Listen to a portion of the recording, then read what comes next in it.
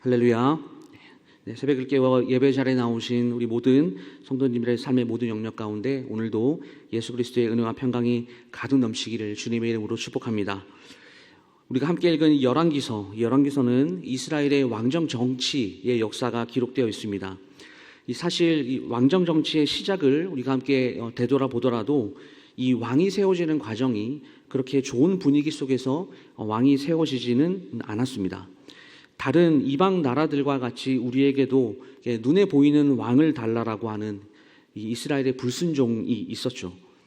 이스라엘의 진정한 왕은 사실 눈에 보이지 않는 여호와 하나님 그 한 분이시지만 이 이스라엘 백성들이 하나님을 거부하고 이스라엘의 요청을 또한 하나님께서 받아주시면서 당시 사무엘에게 나를 버려 자기들의 왕이 되지 못하게 함이라 이렇게 말씀하시면서 인간 왕을 세우는 것을 허락하시는 이 암울한 역사 속에서 오늘의 본문까지 이렇게 진행이 되게 된 것입니다.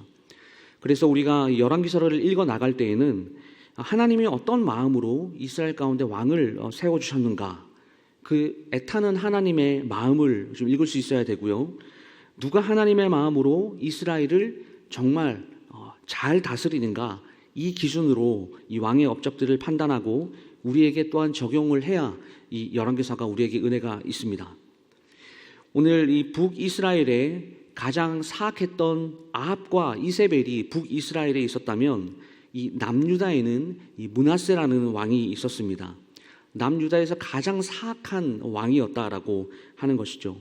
이 공교롭게도 므낫세는 히스기야의 아들입니다. 그런데 아버지가 걸었던 길과는 전혀 다른 길을 걷는데요. 오늘 2절 말씀 보시면 여호와 보시기에 악을 행했다라고 이렇게 말을 하고 있습니다. 이 어떤 악한 일인가라고 봤더니 3절 말씀 보시면 아버지가 헐었던 산당을 다시 세웠습니다. 그리고 그 산당에 바알을 위하여 제단을 쌓고 아세라 목상을 만듭니다.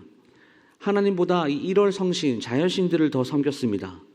그리고 이 일월 성신을 섬기는 제단을 어디다 쌓았냐라고 하는 거 보니까 예루살렘 성전에 쌓았다라고 4절에 나와 있죠. 그리고 6절 말씀을 보시면 이 인신 제사를 드렸고 점치는 무당들을 제단에 세웁니다. 이런 죄악들이 하나님께 얼마나 상처가 되었든지 6절 하반절 말씀 보시면 여호와 보시기에 악을 많이 행하여 그 진노를 일으켰다라고 이렇게 하나님의 마음을 표현하고 있습니다. 생각해보면 남유다에 이런 왕이 있었는가? 그동안 좀 나쁜 짓을 하는 왕들은 있었습니다. 하지만 이 정도까지 악을 행한 남유다 왕은 이 역사 가운데 전무후무합니다. 므낫세는 아주 선한 왕이며 이 종교개혁을 단행하였던 아버지 히스기야의 그 뒤를 따르지 않고 하나님 보시기에 악한 길로 나아갔습니다. 중요한 것은 이 악행이 어디로부터 왔는가라고 하는 것입니다. 하루아침에 이렇게 된 건 아니겠죠. 므낫세의 악행은 어떤 일을 이 벤치마킹 했습니다. 그게 누군가? 3절 말씀 보시면요. 아합의 행위를 따라라고 이렇게 말을 하고 있습니다. 아합이 이 므낫세의 모델이 된 것입니다. 그런데 우리도 그렇지만 어떤 것을 이게 모델링해서 나의 행위로 이렇게 옮기게 될 때는 그 모델로 삼았던 사람과 똑같은 행동을 하는 것이 아니라 그 행위가 조금 더 많이 발전합니다. 좋은 모델을 따랐다 그러면 좋은 쪽으로 더 발전된 행위를 하게 되는 것이고 나쁜 모델을 따랐다 그러면 나쁜 쪽으로 더 발전된 행위를 닮아가는 것입니다. 아합이 북이스라엘에서 정말 온갖 나쁜 짓은 다 했는데요. 므낫세는 이 아합의 이 악행에다가 아합이 하지 않았던 인신 제사를 추가했습니다.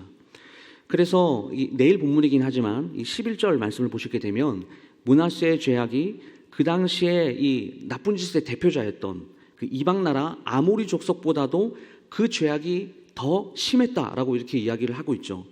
한마디로 이 므낫세는 이방인보다도 못할 정도의 사악한 왕이었다라고 하는 것입니다. 그래서 이를 계기로 하나님은 다윗의 후손인 이 남유다를 12절 말씀에 유다의 재앙을 내릴 것이다 이렇게 이야기를 하고 있습니다. 사랑하는 여러분, 히스기야를 이어서 왕이 된 이 므낫세는 남유다를 55년간 통치하였습니다. 근데 이 종교적인 색채를 좀 빼더라도 므낫세 왕이 이 통치하던 때에 이 외적으로 아수르가 구축해 놓았던 그 무역의 길을 통해서 주변 나라와 이 교류가 아주 활발하게 이루어졌던 때였고요.